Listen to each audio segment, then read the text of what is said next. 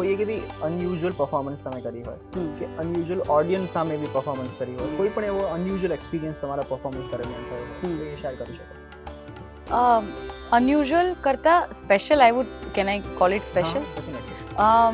કાશ્મીર હું ફરવા ગઈ હતી. Okay. ત્યારે કાશ્મીરના જે રાજા હતા, રાજા હરિસિંહજી, એમની ડોટર જે છે પ્રિન્સેસ જ્યોતિસિંહજી, એમના પેલેસમાં અમે લોકોએ ગાયું હતું. For the first time somebody had sung Gujarati folk music. ત્યારે મેં ઓઢાજી મારા વાલાને વઢીને કહેજો એમને સંભળાવ્યું.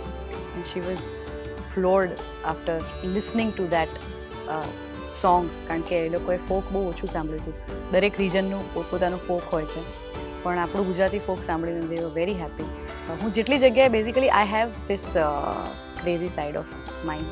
હું જેટલી જગ્યાએ ફરવા જાઉં છું, ઘણા બધા દેશો ફરી છું. ફોર એક્ઝામ્પલ હું ચાઇના વોલ ગઈ હતી, ગ્રેટ વોલ ઓફ ચાઇના. ત્યાં ફરવા જાઉં તો હું ત્યાં કાંઈ ગાઈને આવું. That's how I feel that I put a piece of myself or my music at that place. ત્યાં ગાયું હતું. તાજમહલ ગઈ હું તો ત્યાં ગાયું હતું. અમેરિકામાં હું ઘણી બધી જગ્યાએ ફરી છું. સ્મોકી માઉન્ટેન્સ હોય કે બીજા કોઈ પણ સરસ જગ્યા હોય, હિમાલય હોય. તો 2-1 વર્ષ પહેલાં હું સિક્કિમ ગઈ હતી અને ત્યાં 0 પોઈન્ટ જે યુમથાંગ વેલી છે, આખી વેલી બરફની ચાદરથી ભરેલી હતી અને ત્યાં મેં શિવનું ભજન ગાયું હતું. And that experience is quite overwhelming. Because it is very difficult there. It's very difficult. It was almost 18,000 feet. પણ ઈશ્વર જ્યારે તમને શક્તિ આપે છે, તમને ખરેખર તમે એ પ્રેમથી કનેક્ટેડ હો કોઈ એક એવી શક્તિ સાથે. અને એઝ આઈ ટોલ્ડ યુ, શિવની આરાધક છું, તો મને બહુ જ ઈચ્છા હતી, અંદરથી ઈચ્છા આવી કે એક શિવનું ભજન તો અહીંયા ગાવું જોઈએ મારે. અને બહુ મજા આવી મને. એ -2 ડિગ્રીમાં પણ ગાવાની બહુ મજા આવી. બીજો એક ક્વેશ્ચન છે કે તમે તમારું કોઈ ડ્રીમ કોલેબોરેશન કે તમે આ વ્યક્તિ સાથે કોલેબોરેટ કરવા માંગો છો?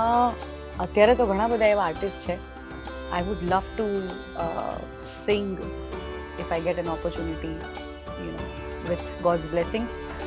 So I would love to sing any composition by A.R. Rahman sir. Okay. Big fan of A.R. Rahman's music. So true. એવી જ રીતે અજય અતુલજી છે અત્યારે. અને પાસ્ટમાં આઈ વુડ ફીલ દેટ મને હું કદાચ એ સમયમાં જન્મ્યું તો I would have love to sing any of Madan મોહનજી's composition or perform with someone like Rafi Saab. So yeah.